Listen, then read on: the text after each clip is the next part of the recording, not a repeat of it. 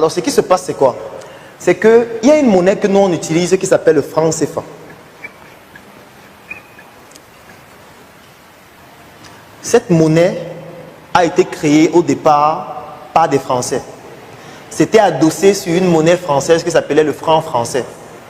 Sauf qu'après, la France est entrée dans l'Union européenne avec une banque qui s'appelle la BCE, la Banque centrale européenne, qui a une monnaie commune qui s'appelle l'euro. C'est la raison pour laquelle c'est désormais adossé sur l'euro. Alors, il y a beaucoup de principes de franc CFA, mais je ne vais pas entrer dans les détails des principes comme la fixité de parité. Je vais juste prendre un seul principe. Alors, ce qui se passe, c'est quoi? C'est que, étant donné que ce sont les Français qui sont garants de notre monnaie, c'est eux qui garantissent la stabilité de notre monnaie, la libre convertibilité. Quand vous entendez, on dit 1 euro est égal à 656, machin, c'est ça qu'on appelle la fixité de parité. C'est eux qui garantissent ça. Donc, ils garantissent que si tu as 1 euro, on peut changer ça en 656 francs CFA. Nous, on est garant de ça. Et la contrepartie que nous, on leur donne, c'est que tout ce que nous, on exporte, ils ont 50%. Avant, c'était 65%, maintenant, c'est 50%. Ça veut dire quoi? En fait, ça veut dire qu'on n'a même pas 200 $. Vous savez que le cacao qu'on a vendu là, on n'a pas 200 $, on a seulement 100. Oui, il nous reste juste 100, parce qu'eux, ils prennent 100. 100, c'est pour les Français, et nous, il nous reste 100 pour le Cameroun. Parce qu'eux, ils ont 50% de tout ce que nous, on vend à l'extérieur. Et ça ne s'arrête pas là. Les 100 qui restent, ils ne nous donnent pas ça. Ils nous disent qu'on vous doit. C'est une reconnaissance de dette. Ça veut dire qu'on crédite votre compte.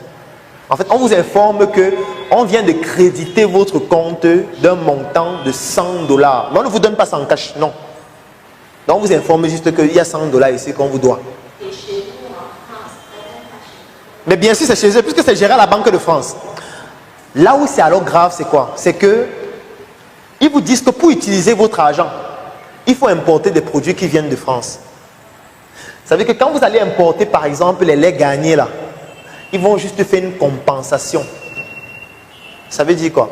Lorsque vous importez les laits gagnés de 100 $, ils disent bon, ok, comme vous avez pris les laits gagnés de 100 $, on ne vous doit plus. Ça va, c'est fini, compte à zéro. Et avant, c'était exclusivement comme ça que ça se faisait. Et c'était le mécanisme par lequel ils faisaient tourner leur économie et leur industrie. Parce que nous, on exportait la matière première, ils disent qu'ils nous doivent. Et nous, on importe leurs produits. Ils compensent juste. En fait, c'est une manière pour eux de faire que nous, on consomme leurs produits. Parce que le seul moyen pour utiliser cet argent, c'est de consommer leurs produits. C'était ça avant. On n'avait pas un autre moyen d'utiliser l'argent à part consommer leurs produits. Et c'est donc ça qui se passe. Donc, ce qui fait que le déficit est de plus en plus grand. Tous les jours, on ne fait qu'importer, le déficit ne fait que s'aggraver, ne fait que s'aggraver, ne fait que s'aggraver, ne fait que s'aggraver. Et quand le déficit s'aggrave trop, qu'est-ce qui se passe? À un moment donné, les gens à qui on doit de l'argent, ils ne veulent plus nous vendre leurs produits. Parce qu'ils se rendent compte que nous, on est trop endettés. Parce que quand ils veulent nous vendre leurs produits, ils regardent notre balance commerciale, ils voient que non, ceux-ci sont trop endettés, ils vont durer pour me payer. Donc, mieux on ne leur vend pas, puisqu'ils n'ont pas de devise. Ce qui fait quoi? Comme nous, on est principalement dans le commerce, c'est-à-dire qu'on prend les produits des États-Unis, on vend. On prend les produits indiens, on vend. On prend les produits chinois, on vend. À un moment donné, les Chinois disent que non. Comme tu prenais avant 2 tonnes là, non, on peut peut-être donner 2 tonnes, c'est trop. Puisque vous êtes trop endetté, on va seulement te donner 500 kilos. Et vous savez ce que ça va entraîner? Le prix des produits sur le marché va augmenter. Parce qu'on n'aura plus la possibilité d'importer des quantités qu'on importait avant. Puisqu'ils refusent maintenant de nous envoyer leurs produits, puisque nous, on n'a pas de devises. Donc, toi qui as acheté par exemple ce sac, tu as acheté 100 sacs, peut-être par an, à équivalent peut-être de 1000 francs. Maintenant, ils vont te dire que non, on ne peut plus te livrer 100 sacs. Parce que vraiment, vous n'avez pas de devises. On peut seulement te livrer 10 sacs. Ce qui fait que la quantité des sacs sur le marché va diminuer.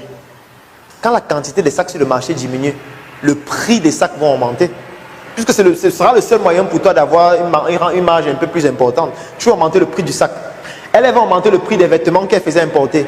Elle va augmenter le prix des chaussures qu'elle faisait importer. L'autre va augmenter le prix des greffes qu'elle faisait importer. Ce qui fait que, avant, toi tu achetais un sac à 200, puisqu'il y avait beaucoup de sacs dont les prix étaient moins chers. Maintenant, avec 200, tu viens acheter le sac, on te dit que non, le sac c'est maintenant 500. C'est-à-dire que la valeur de ton argent a baissé.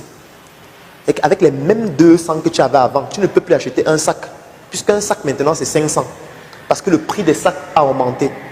Avant, tu achetais le paquet de pâtes à 2000. On te dit maintenant que non, ce n'est plus 2000, c'est maintenant 4300. Ça veut dire qu'avec 2000, tu ne peux plus acheter un paquet de pâtes. Ça veut dire que les prix ont augmenté sur le marché, dont la valeur de ton argent a baissé. C'est ça qu'on appelle en économie l'inflation. L'inflation.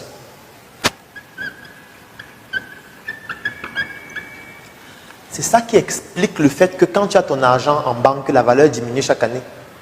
Parce que chaque année, en fait, on calcule le taux d'inflation dans un pays. Ça veut dire au Cameroun, on peut peut-être évaluer en 2018, on dit que le taux d'inflation était de 10%. Ça veut dire que si dans ton compte bancaire, tu avais 1 million en 2018, à la fin de l'année 2018, lorsqu'on va arriver en 2019, lorsqu'on applique le taux d'inflation, la valeur de ton argent sera maintenant de 900 000. Parce que ce que tu pouvais acheter avec 1 million, tu ne peux plus, puisque la valeur de l'argent a baissé. Ça veut dire que même en gardant ton argent dans le compte bancaire, la valeur diminue chaque année à cause de l'inflation. C'est une sorte d'impôt que tu es en train de payer.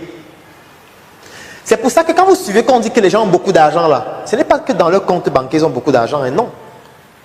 C'est en termes d'actifs.